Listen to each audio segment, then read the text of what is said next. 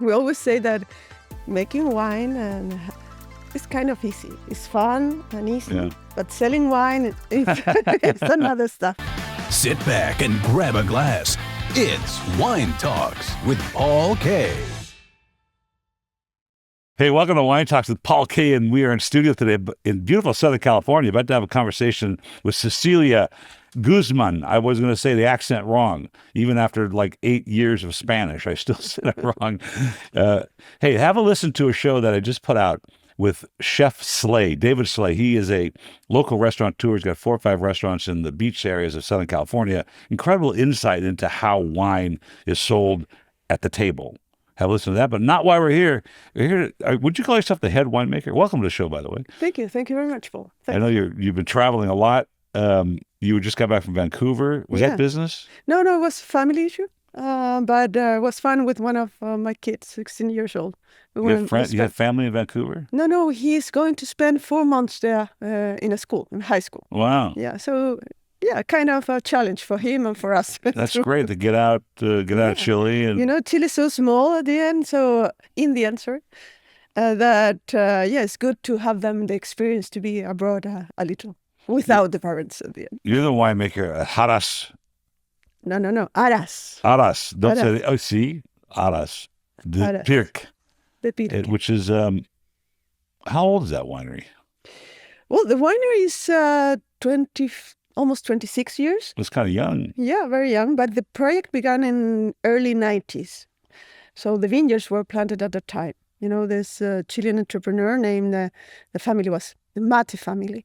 And he has this property, a very beautiful property, 600 hectares. So let's say 12, just call it 12,000 acres. And more. Horses. That's huge. Horses, and huge for being near to Santiago. So at the end, he has a stud farm, and he planted the vineyards, 100 hectares of vineyards in the early 90s. A little of everything at the time. That's an interesting way to start, because the wine lifestyle is so sought after. People look at wine as this luxurious product. It's certainly, you and I would believe that it's a reflection of culture, a reflection of terroir, et cetera. But to people that aren't in the trade, that are looking in, and they look at people that are in the trade, and they get successful, and then certainly in California, you go to Napa Valley and you build the big chateau, and you realize how hard this is. Is that in Chile as well? Is the lifestyle of wine sought after? It happened to be like that. But, we always say that making wine and it's kind of easy. It's fun and easy, but selling wine, it's another stuff. So today we have so many, many good wines in the market, and showing your product and selling your product is a challenge. So at the end, it used to be that way, but today the people are really involved in the business, knowing much more to where to plant or where to sell your wines, has changed in the last 20 years a lot. A lot. Yeah. We sold our company 2 years ago because of that.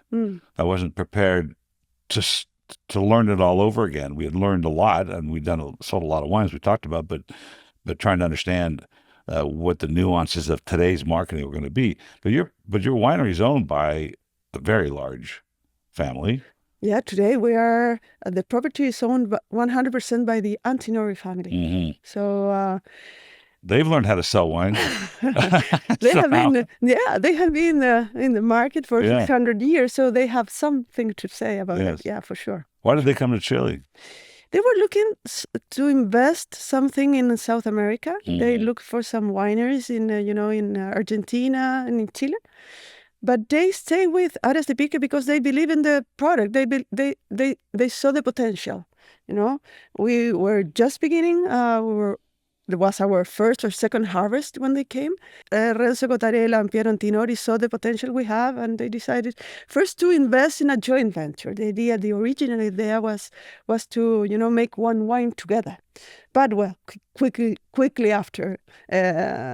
It became a 50% ownership, and today we are fully owned by the family. Wow, because a lot of wine related families have come to Chile or Argentina, Yeah. French. Yes. Now, French and Italians. Spanish, Italians. Americans Yeah. are there. Mm-hmm.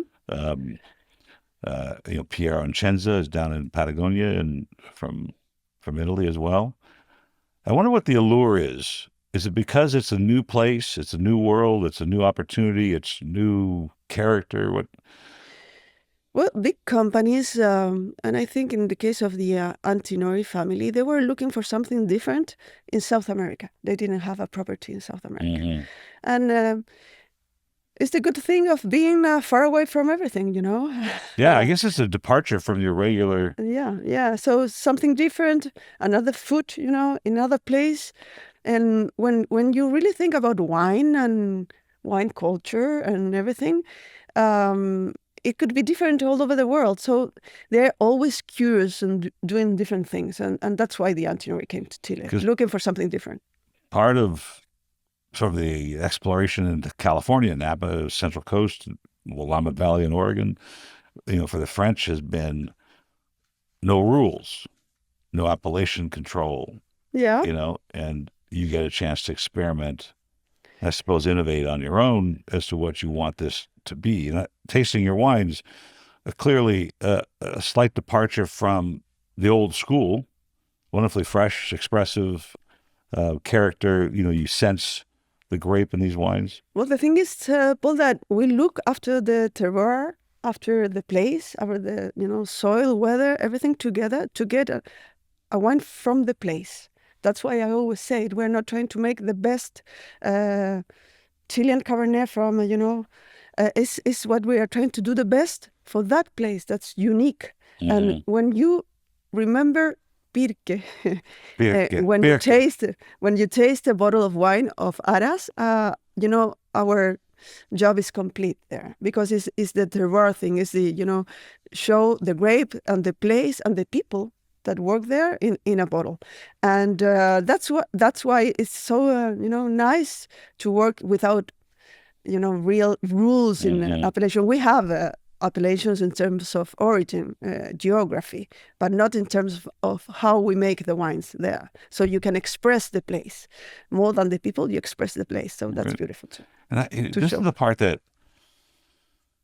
it's hard to explain to a regular consumer. And we were.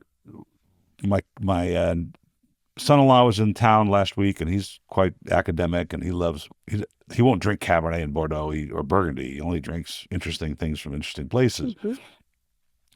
And I was trying to balance this idea, and we just talked about a little bit. It's fun and easy to make wine, but it's much harder to sell it. But there's something so unique about a properly made bottle of wine, an honest bottle of wine that expresses where it is, that lights many people up, but then the reality of trying to sell it, and I don't know if there's space between the idea of a terroir-driven wine, honest wine, and then the consumer. Like what happens in the middle that we try to. I'm not sure I'm asking the question. I'm just trying to sort of explain my position on the part that we understand or that we see. Mm-hmm. And then what we see in the market. See what we have, see and try to do in Chile. About that is that try to get the people there. We have a lot of tourism coming from Brazil, from Chile, from the States, Europe.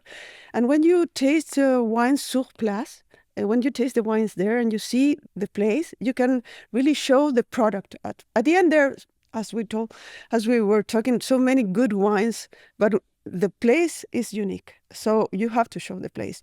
You have to show experience. We go with the tourists with a personalized side, experience. We try to do the best for them, and then is how you say it in English, mouth to mouth. That's right. That's right. And that's the way we do it today. It's obviously you bring less than 1% of the people that drinks your wine all over the world, but at the end it's helping the industry, the place, showing what we do in the place is what makes a difference for us. I think that's a critically important part of today's wine marketing world, in that experience. It's slow. No, very slow.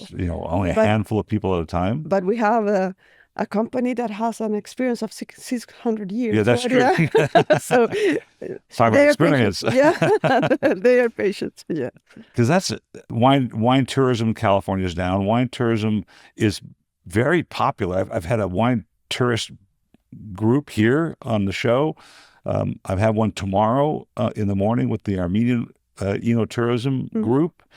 And I think that's kind of where we have to go. Now, the Wine of the Month Club, for instance, what you see there in that picture, we used to go to places and we would stand there and we would shake the hand of the potential customer and we would share our experience and my dad's story coming from Cairo, blah, blah, blah. And that, when you shook their hand and they got that next box, the next package, they would remember that conversation. Just like if they come to Chile and they meet with you or they meet with your tasting staff. Yeah, also, our place is also quite unique. We have a winery with the shape of a horseshoe. So maybe you will not remember the name of the wine, but you will remember that you have been there. At the end, you related things. And the experience today is about that. It's about, and not only the winery, when you want to have your wines with, friends, family, dinners, that's what is kept in your memory at the end with the wines. Do you think every generation comes to wine properly? I mean, some later than others, like we talk about Gen X now, they're drinking White Claw and this other junk. But eventually they have that glass of wine or they realize what it can do and be. I would love to say yes. We hope so. I would love to say yes.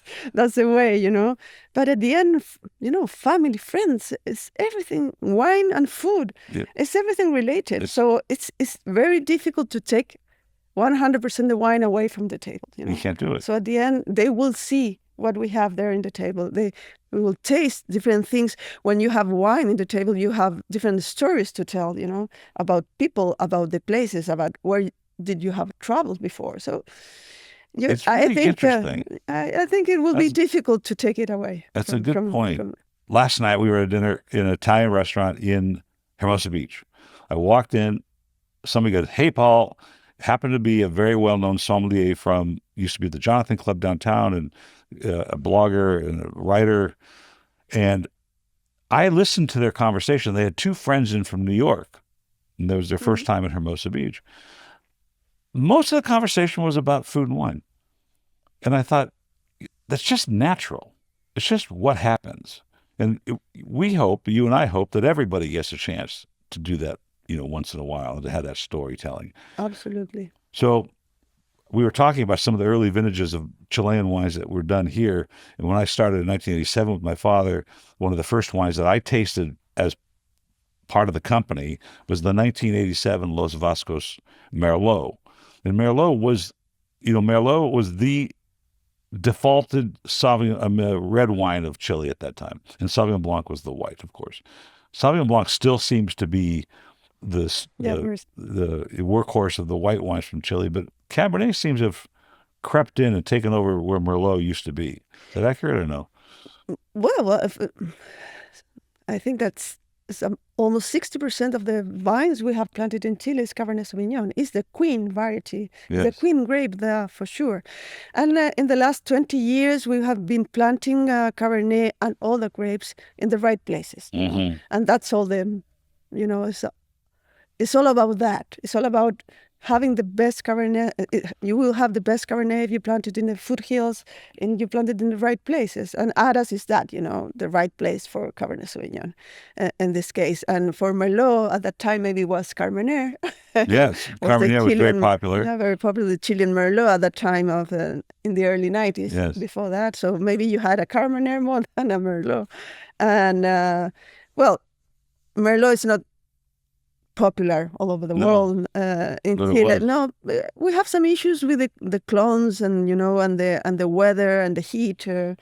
So there are special places for Merlot, beautiful Merlot that make part of some very interesting wines of Chile, as Almaviva, as Don Melchor, beautiful wines of the place. But you have to be very focus in where you can produce Merlot in our. Isn't that just? You think about it. 1988. The Merlot. It's very slow since it's only one time a year you get to decide and test or replant, or and then you have to wait 5 years or 4 years to get a vintage that's acceptable for making wine from. And I think that's part of the industry, part of the allure of it, and part of the trouble with it. There's a lot of contemporary thought about changing the language and being contemporary and innovating, but you don't get that many chances. How long have you been doing this? 30 years. 30 years. See. Do you think that an experienced winemaker gets 60 vintages under their belt? At least, yeah. At least, okay. So 60 to 70 vintages, that's not a whole lot when you think about the chances you have and all the different changes. And now you're in a new area, theoretically, to the world of wine. Chile's relatively new. And you're still learning every day. And it will be forever, because climate change, the soils are different. We have 80 hectares, and not every parcel is the same as the other. So they can develop different wines. So at the end, you're always learning. This is forever, And it's also the interesting part. Obviously, nowadays, there's a lot of technical, analysis, procedures that you can guess a little more what it will happen in the future with those vines, with the quality of the place, etc. You have a lot of data that we didn't have before. But anyway, it's the experience. It's when, as you said, it was when you plant, you have to wait 3 or 4 years to really understand if what you thought or what you see in this, projects is true. So that's agronomy at the end, and that's the fun part. That's the fun part. That's where when you work with the Antinori, it's a big family, old family, and you have 600 years of experience. You can take that and put it also in your place. I never thought of that. That regardless of where the experience is, just the management, the maximizing the value of the vineyard, making sure you're not overplanted or underplanted, all that experience is brought to the table without too much experimenting to figure it out, because you've already done it all. Chile always was, and I haven't tasted as many as I used to. Like the Wine of the Month Club, when I stood there Tuesdays, when I told you about how we hear these stories, Chilean wines and Argentinian wines were prolific. Every Tuesday I would taste some, but toward the end I wasn't seeing as many. But it was always thought of as sort of a value proposition. The wines were always floor stacked to the rest market, and good wines. I mean, quality wines, and Duraga, other brands like that. Mm-hmm. Has that changed, or does it still feel like that? In the average, it stays. Yeah, but they are very nice, beautiful new projects, or that have redeveloped, let's say, the brand. Because to make a good wine in a right place with the correct clones and the nice the proper yield and everything, it takes time and of course money. So you can't. The only category that is increasing in Chile, the sales all over the world, is the category of the reserve category. Let's say the wines over $15, over $20 FOB. So at the end, the Chilean category, the nice Chilean category is increasing in terms of volume today. That I have seen. In Don Melchor. Don Melchor. Melchor. I have some of that. Yeah, it's a beautiful wine. It's my point. I don't think I've ever opened it. You can open it. It's a beautiful wine. Well, 100%, 100 points in the Wine Spectator best wine last year, for the Wine Spectator. And it's really, they have doing a great job there. I'm so happy that the guy that bought my company didn't want any of those. Yeah, for sure. You have to store them. Yeah. It's a wine that can last 20, forever. 30 years in a bottle, no problem. I think I'll open it tonight. Yeah, you should. The other thing that's interesting too about Chile and Argentina as well, any country that has been natural, and that's not the right word, but are the farms in Chile contaminated? Like if you came to America, you'd have to probably decontaminate before you could start to grow organic or biodynamic farming. But it would seem to me, and I know that like I was talking about Piero Incenza, he talked about the Patagonia vineyard. He's like the armadillos are coming back, and this is this is what they're seeking, is this very organic and biodynamic farming. Well, that's a good thing of being far away from everybody. Yeah, right. We have the mountains, the Andes, huge mountain. Then we have the Pacific Ocean. In the north, we have the desert. So at the end, we are very isolated. And then the farming in Chile, in terms of the wine business, is almost all. We are in the sustainable project. Wines of Chile, a Chilean organization, has involved every winery in this beautiful project of being sustainable, certified sustainable by a company, and it really works when you take care not only of your grapes, you take care of the community, the people who works with you and everything. It's really makes for us a different standard in terms of production. And Chile is very. I always say that is the place that is almost mandatory to be organic, because when you see a French book of diseases, it's like exactly. very very high, a lot of pages, and then for the Chilean, we have few diseases, few insects, really that doesn't make a lot of harm to the wine, to the vines. At the end, is a way to do it. Our challenge is weeds, for example, but it's that weeds. How do you say the grain? The grass that's the grass. The grass that it has. Interesting. Yeah, so it is the way of producing wine in Chile, especially reds. For the white wines in the coast could be a little more challenging, but for red wines in high places as Haras is mandatory. So that's interesting, because there's the biodynamic movement that you saw the book over there, Rudy Steiner. The vineyards that a biodynamic vineyard looks substantially different than a well-trained, pesticide laden, properly farmed vineyard. And it's such an interesting irony between the two, because weeds are good. Certain types of weeds are really good, right? They nourish the soil for the next vintage, and it goes from there. And in California, America, we've ruined our farms, and it always fascinates me that farming was organic, and it probably was very sustainable, and it probably was biodynamic long before all these chemicals came into play. And now we applaud ourselves for going back to the way it was in the first place. We created this problem, right? Yeah, for sure. Humanity. Mankind has always created our own problems, but in for the vineyards, I think we have something good at that, is that we don't have to produce a lot of yield. So if you keep it low, if you keep it sustainable at the end, using that word, you don't know to use a lot of different things to. It's not grains, It's not that you have to produce more yields per hectare to feed someone. It's the less you have, the more concentration you can get.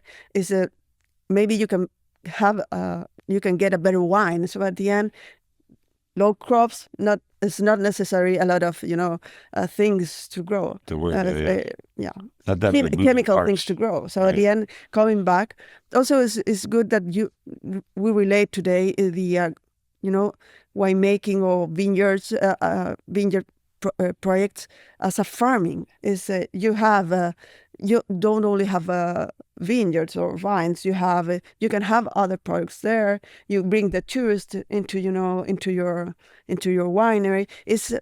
You can have cheese production because you have sheep that are eating the weeds there. At the end, you have a sustainable 100% thing that's a circle thing, a circle recycling at the end. What is the livestock of choice in Chile? Is it beef? Beef. Not as the Argentina, Argentina. But we have beef, yes, of course, beef and other small animals, but mainly beef. So if you're going up the Andes from the coast, it's a big thing now in Argentina, elevation Malbecs, and we plant them at 2,000, 3,000 meters, whatever meter, 1,000 meters to 2,000 meters. Is that a thing in Chile as well? Going up, Yeah. you say? Yes, because especially in the Maipo, where you are very close to the Andes. Well, Chile is divided in terms of geography. Give us a north to south sort of large appellations like Maipo. We would say for the north we have Limarí, then we have Limarí, then we have Casablanca, near to the coast, then we have Maipo, more in the mountains, then you have Colchagua, Colchagua, very nice area, then you have Maule, very hot today, and the dry farming, for example. Then you go more in the south, like 600 kilometers from Santiago, you go to Biobío, where you have Traiguén and Malleco, very nice spots for Chardonnay and for Pinot Noir. And then we are developing some other areas in the south, like Chiloé and Chiletico, or more in the south, that's to develop at the end. So there's a lot. Because in Chile you can plant everywhere. If you have water, you can plant everywhere. If you have access to water. Is it becoming? I mean, I don't think in its history that wine was culturally part of the Chilean diet or regiment. I mean, obviously it's kind of the Mediterranean. But has it always been part of the dinner table in Chile, or is it something newer? Since yeah, absolutely. Wine has been. We are a wine producer country since ever. Yeah. Since the Spanish people came with the first vine, so we are talking about 200 years, and has only been part of the family dinners or lunches or whatever with friends. It's always wine is present there. I have to come. Yeah, you have to. I have to come soon. Yeah, you have. It's a beautiful trip, going south, going down to South America, visiting Argentina. So it's a special place, in Chile. So near the coast, it's beautiful. Well, when you said the desert and then the mountains, I mean, it's kind of like California, right? And we have all these very similar, spaces that you can go in one day. In one day, in all these different places. Yeah, we always say that you can go to the beach in the morning and then in the afternoon, or vice versa, and or to ski in the afternoon. So it's a great place to ski the Andes. I mean, it's beautiful. Invest in that company. You will have a ski center 45 minutes from Santiago. Really? So, yeah. I bet it's a great place. Yes. Yeah. I ask this question a lot, and I haven't asked it lately though. And I actually was researching your biography and things, and I was asking ChatGPTs for some stuff, and it came up with the same question I always ask, which is, and it kind of goes back to this idea that we have to balance consumerism and selling wine with what we produce and how we want to express what we get from the vineyard. But let's just say, and this is a tough question, if there were profitability was not part of our equation, if there was a way that wine was just made, it didn't matter if we sold any, would you make something different? Well, nice question.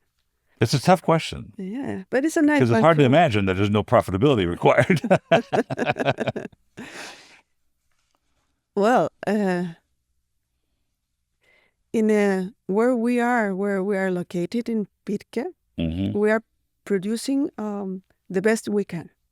So today it's difficult to say you what I will go and do differently. Yeah, in terms of vineyard. For me, being in charge of the viticulture of the estate is 90% or 99% part of the wine.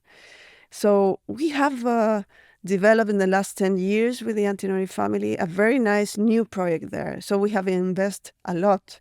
So how to make things differently today? Maybe in winemaking, could be a different thing. But in the vineyard today, we have been developing what we can do the best today to make this wine. So maybe always keeping in the organic, maybe going into the,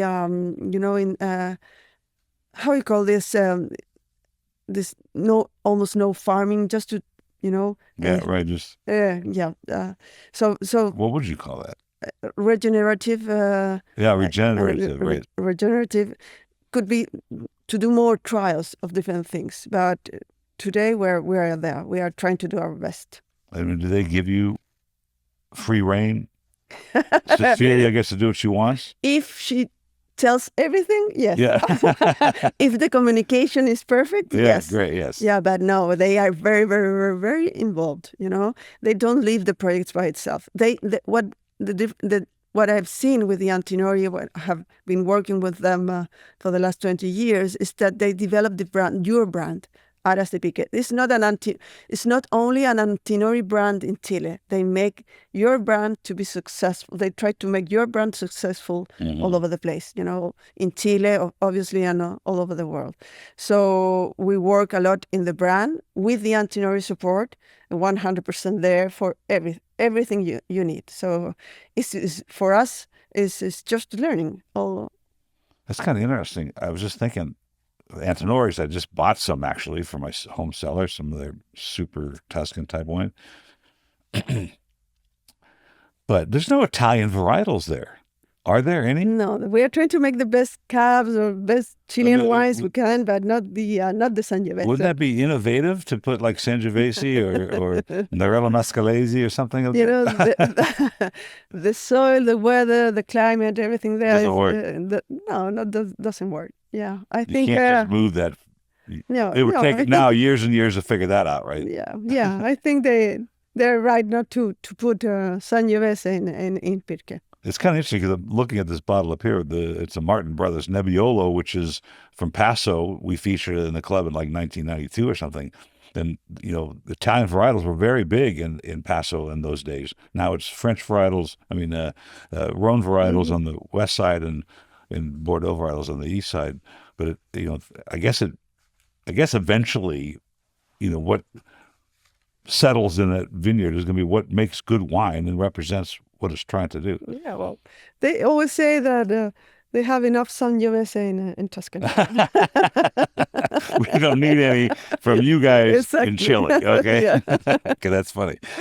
So I noticed on your bio here that you're the first female general manager for a Chilean winery, which is really interesting to hear. Just in this show, in fact, I sent a young girl who was an intern here. Her job years ago was to write the conversation points whenever I had a female winemaker or proprietor in. And she ended up in Cornell University as an enology student, and she just got back from a 6-week stint in Bordeaux at Chateau Bailly. So there was a hot topic in America. I've not had that conversation lately. It seems to have, the scores have settled a little bit. There are more women coming out of enology school than there were. There's less still in the executive ranks of wine manufacturers. But in Chile, is Chile behind the curve on that? No. It says you're the first one here. Well, are there more? Let's put no, there are more people. That there's a lot of women in the wine industry in different positions at the end. Some of us are in the productive line, let's say. It takes a chance. I am the state manager of the place because the Antinori doesn't place Italian people in the places they buy or they invest. They try to keep the people. If they have the correct people, they go ahead with the project. Right. So women in Chile, in terms of different works, not only in the wine businesses, all over. Not behind. How did you? Was it in your family? Or you just thought it was fun? What? Well, in Chile, you have to be an agronomist to be a winemaker. Oh, It's different in other places. Yeah. For example, in Italy, you can just go and study winemaking right. from the first. And I always loved farming and to work with people, machines, diverse things. And when I was in the university in the early 90s, the how you say, the specialization of enology comes up again, because the business was boosting all the time. It began all over again because it was very depressed in the 80s. And when they opened this specialization in the university, say, well, this is for me. You have vines, production. You have to work with people. You have a winemaking that I loved. It was in my family, but not really. It was a farm that we used to have with vines that produced regular wine, and my grandfather. But I really love it. I love it from the beginning, and I'm really I love to put my hands on it. And it's in winemaking you can do that. Yeah. That's so. Nothing in the house, like I grew up stocking the shelves, and I didn't even. When I left college, I went to corporate America, and I had no intention of being in the wine trade. And now I thank my father every day for telling me, "Come on over and just check this place out. Maybe you'll want to do it." But it still took me 10 to 15 years of the 35 years to grasp the value of that glass of wine and the connection to the humanity that it has, that nothing else has like that. Yeah. Gin doesn't have it.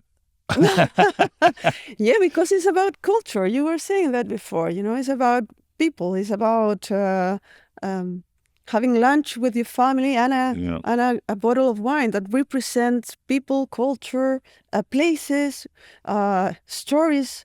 In a bottle of wine, doesn't matter how much it costs. It has a lot inside in terms of yes, everything what we were saying. So at the end, wine is a product that can show you a lot of things, that can make you talk, that can make you have a lot of stories. So it's a beautiful product idea. It tells a story. It tells a story. We talk about this sometimes with winemakers and proprietors and people that just have gotten immersed in it, and that is your history. Since you were born in Chile and you went to Chilean University and you studied agronomy, the Chilean agronomy, that shows up. Now you can't say, well, the acids from this and but the history shows up. And it's like I talk about this one woman who's in South Africa now, May Eleon Longsong. I've told the story 1,000 times, so people are probably tired of hearing it, but she was in her parents' chateau when the Nazis came and shot the place up. And I have to believe that story told to the generations, and she owned the Comtesse de Longueville, shows up in the bottle somehow. Absolutely. All your experience as winemaker are also in the bottle. I spent a couple of years in France to continue my studies, and obviously that part of me is there. Yeah. My 26 years in the Haras de Pirque always is, 26 years, man. Yeah, it's not only, the wine is part of me. I'm part of the wine too. I'm part of the place, I'm part of the inventory. I just thought of something when you said that. There was a character of wine from Chile that proliferated what I'm now realizing was probably lower end wines. And that was just pungent green pepper, herb stuff. And then I read that it was a particular fault of something. And then I read, no, it's just the terroir thing. Do you know what I'm talking about? This way overdone green pepper, green herb. Well, I think the first times we planted all the grapes, no matter where. In Carmenere, did it? Carmenere, for example, if you produce a lot of yield there, or you plant it in the wrong place, not up in the hills or not in a dry place, it will be, It does that. It got those bell peppers and everything. But if you if you plant it in the correct place, it's a wonderful wine. Well. It's a wonderful wine. Yeah. Really. So at the end, everything is about terroir at the end. It's all about the terroir. Yeah. So what's next at Haras? Well, what are you working on? We're finishing our vineyard project. This new 80 hectares we have, replaced the old ones. and trying to be consistent. I think, Maipo Andes has a lot to say still. It's very, classic wine from Chile, but we have a lot to improve anyway. And that, concern about details every day in everything you do is part of what is our, challenge today. Well, I thought when we tasted today, it was really interesting because the textures were different from the blend to the Cabernet to the Sauvignon Blanc and the Chardonnay as well. I thought that the Sauvignon Blanc had such wonderful fruit exposure. And it wasn't lime green stuff. It was really got some complexity in the white Sauvignon Blanc, as well as the Cabernet, very expressive. Sometimes you don't taste the fruit. Sometimes you just taste all the other stuff. And this, you could taste the fruit here, and I thought that was really good. Well, we're working on that, always trying to put the fruit, first. What I have learned with the Antinori too is that you don't put your best Cabernet in your best wine or your more expensive wine, and your lower cab in the entry level. You Yes. work every parcel to the potential it has. So that's the difference we make with Haras wines. We select the parcels, we classify it, and then we work with that in the vineyard and in the winery to making that wine. So that is different. It's a different perspective how to say it. It's kind of cute. The young girl I was telling you about, when she was invited to work at Chateau Bailly in Bordeaux, she goes, "Uncle Paul, I don't know, Armenians, everybody's an uncle and everybody's an aunt, right? I'm sure probably in Chilean culture as well." Yeah, for sure. Tio and Latin, tita. the Latin. Tio and tia. Sí, absolutely. And she says, "Well, I don't think I want to work in the vineyard. That's what they're offering." I said, "Listen, girl, if you're going to be a winemaker, you're going to be in the vineyard. That's just the way it goes." Yeah. So what's next in this trip? We're out of time already, which is hard to believe, but you're doing an ambassador trip. You're out exposing people. You started in Vancouver with your son, but now you're in LA, tastings, dinners. Tastings, trying to show the wines. When you are here, you can really maybe say a different thing that hook the people up about your wines, what we are trying to do there, to invite them there. I really think it's a place you have to visit, Chile in general terms. Also, you can go to Argentina if you want. Yeah, well, that's what it is. But if you love to travel, it's worth it, So go there, taste the wine sur place, and it's a beautiful experience. I just got back on my road bike, the bicycle with a helmet. I mean, can you ride over the top of it? Does anybody ride their bike over the top of the Andes to the other side? Or is it too cold or too hard? Is there even a road that goes all the way over? Yeah, there are roads to do that for sure, but not all the mountains through the You can go in the road, the same as the trucks do. Yeah. Yeah. Okay. Yeah, you can do it, but not in winter. Not in winter, please. I won't make that part of the vacation. Such a pleasure to meet you and chat about what you're doing there. Thank you for your time here. All the success forward while you're here in the U.S. And I know the wines will be well received, and maybe have to check out one of these events you're doing. Well, great. Thank you. Cheers. Thank you for your time. Cheers.